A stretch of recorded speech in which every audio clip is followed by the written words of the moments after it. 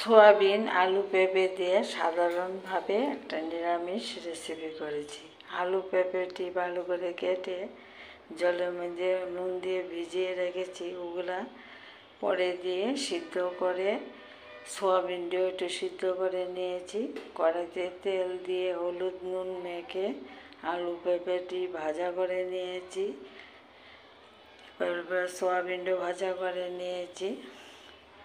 এই ভাজা কড়াইতে আমি লং, এলাচি, দারচিনি, তেজপাতা, শুকনো লঙ্কা, গোটা জিরা, মেথি ফোড়ন দিয়েছি।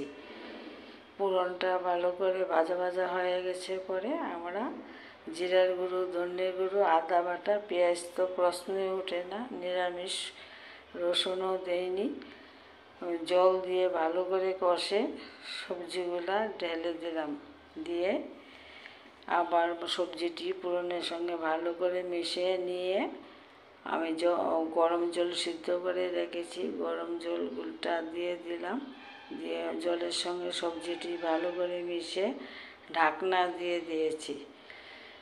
2-3 মিনিট পরে দেখি রেসিপিটা ঢাকনাটা তুলে হয়ে গেছে।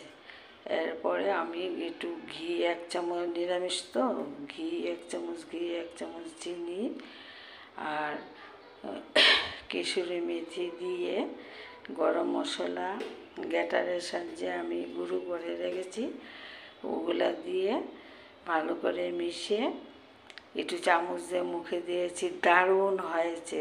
তোমরা লুচি, রুটি, ভাত, পরোটার সঙ্গে খেতে পারো। আজকের রেসিপি নিরামিষ আলু পেঁপে সয়াবিন দিয়ে রান্না।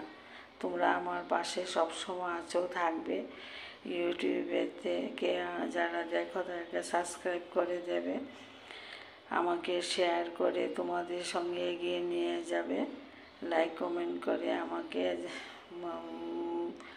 লাইক কমেন্ট করবে। আমার ভিডিওটা তোমাদের কাছে কীরকম লাগে আমাকে কমেন্ট করে বলবে।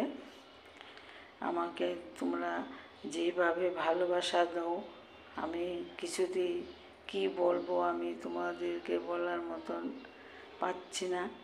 তোমরা সবার সময় আমার পাশে আছো, থাকবে। ভালো থাকো, সুস্থ থাকো। আমাকে দ্রুত গতিতে তোমাদের সঙ্গে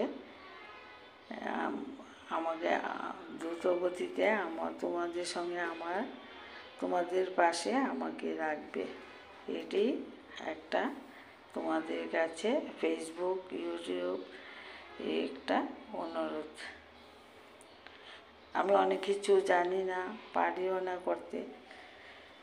এই যে একটা ইন্টারেস্ট পেয়েছি, এই ইন্টারেস্ট তো আর মাথার থেকে না ছাড়তে পারি না ভুলতে পারি। আর কি। ভালো থাকো, সুস্থ থাকো, পাশে থেকো। আমিও তোমাদের পাশে আছি।